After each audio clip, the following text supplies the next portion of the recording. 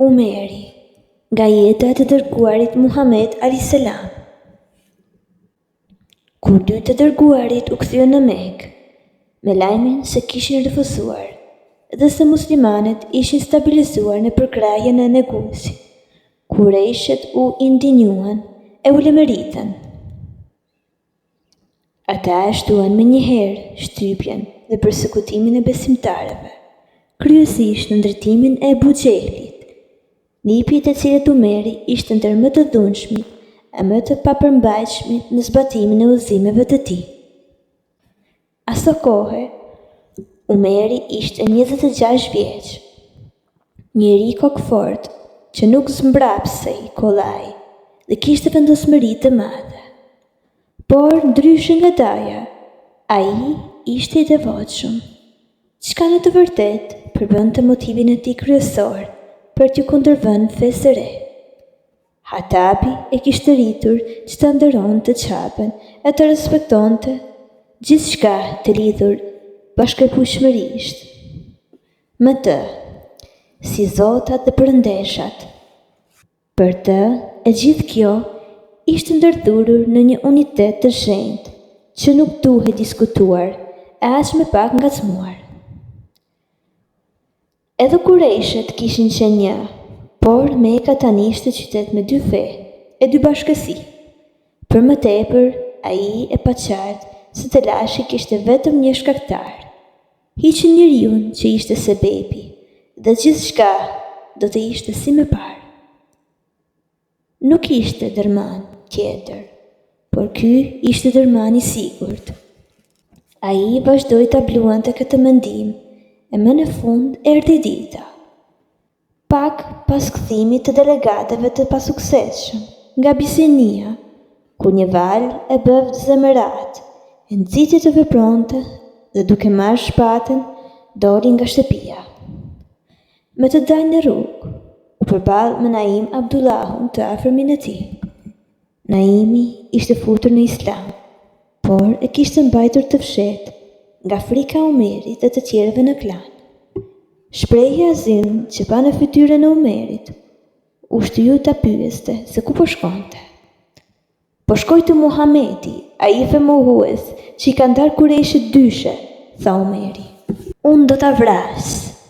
Naimi u përpoq ta ndalonte, duke vënë në dukje se do të vritej patjetër. Por kur pa se Umeri ishte i shurdër ndaj një argumenti të tillë, mendoi një rrugë tjetër me të cilën mund të paktën ta pengonte për të fituar kohë që të jepte alarmin. Kjo nuk kuptonte nxjerrjen e një sekreti të muslimanëve, të cilën, sikur se ai e fshinin islamin e tyre, por ai e dinte se do ta fanin, bile lëftonin për rrethanat. O Umer, tha ai, përse nuk shkon njëherë të njerëzit e shtëpisë tënde dhe t'i rregullosh? Çfarë njerëz të shtëpisë time? Tha Umeri. Kunati yt, Saidi, dhe jot motër Fatimia, tha Naimi.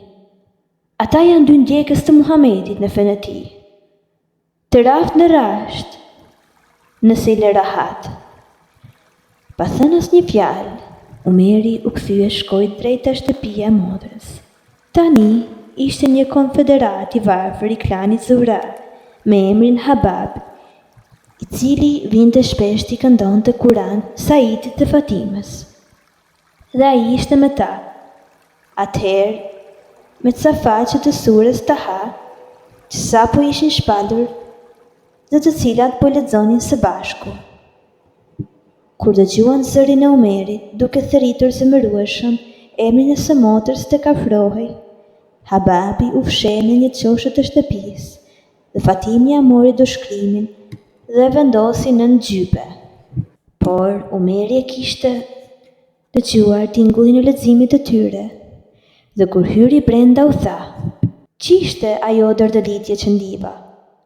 Ata u përpoqën ta bindnin se nuk kishte dëgjuar gjë. "Sigurisht që po," tha ai. "Dhe më thanë se jeni bërë ndjekës të Muhamedit të dy." Pastaj ju vërsur kunatit Saidit dhe u kacafyt me të. E kur Fatimia shkoi ta mbronte të shoqin, Omeri i dha një të goditur që i qau lëkurën. Bashkështu është, i thanë. Ne jemi musliman dhe besojmë në Zotin e në të dërguarin e tij. Da i bëj që të duash. Plaga e Fatimes po nxirrte gjak dhe kur pa gjakun e Umerit i erdhi keq për që kishte bërë. Një ndryshim e kaploi dhe ai i tha të motrës: "Jep ma të shkrim që ju dëgjova ta lexoni, që të shoh se ç'është ajo që ka sjellë Muhamedi." Ashtu si ata, dhe Umeri dinte lexim, po kur kërkoi shkresën, ajo i tha: "Druajmë të zëm besë për të, mos ke frikë", i tha ai. E duke zbërthyer brëzoren dhe ulur shpatën, u betua për zotat e tij, se duhet u akthente me të lexuar. Ajo e pa se ai ishte zbutur dhe u mbush me dëshirë që ai të hynte në Islam.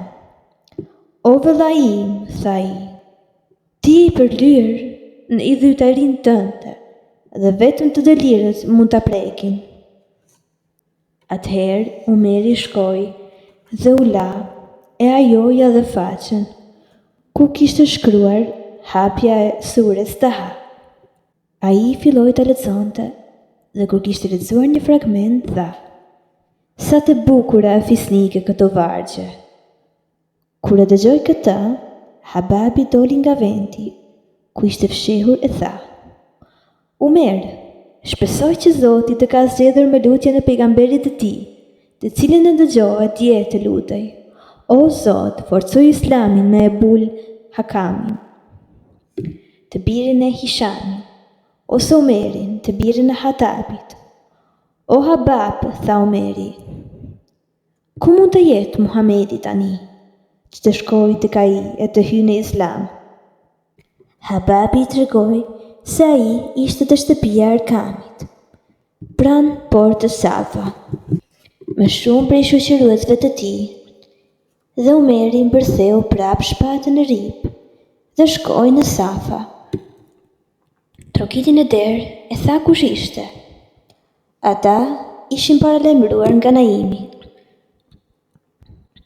Kështu që ardhja e tij nuk ishte e papritur, por u habitën nga toni në shtruar i zërit e tij.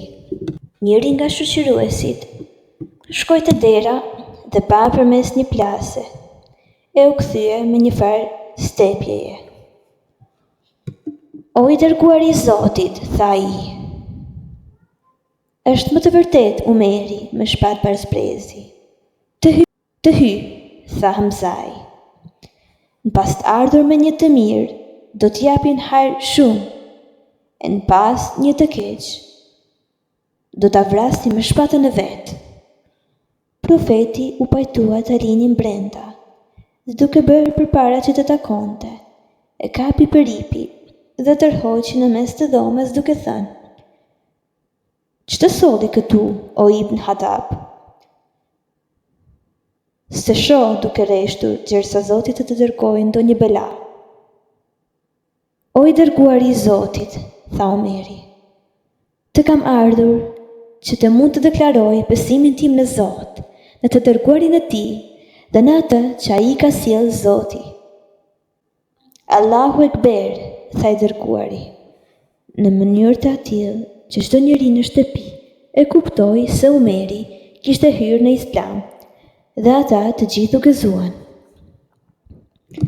As nuk diskutoi që Umeri ta mbante Islamin të fshehur. Ai dëshironte t'i tregonte gjithkujt, sidomos atyre që ishin më armiqësor ndaj të dërguarit. Vite më vonë ai thoshte: "Kur hyra në Islam atë mbrëmje, thash me vete: kush nga Mekasit është më i dhunshmi në hasmërinë ndaj të dërguarit të Zotit? Të shkoj e t'i them se jam bërë musliman?" Përgjigja ime ishte Buxheli. Kështu që, mëngjesin e të nesërmes, shkova i trugita në derë, e Buxheli doli e tha: mirëseardhja më e mirë për djalin e motrës sime. Që mirë të sjell, i thash. Erdha të them se besoj në Zotin dhe në të dërguarin e tij Muhamedin dhe dëshmoj për të vërtetën e saj që ai ka sjell. Zoti të mallkoft, më tha, dhe mallkimi i tij qoftë mbi haberet që solle. Pastaj më përplasi derën në fytyrë.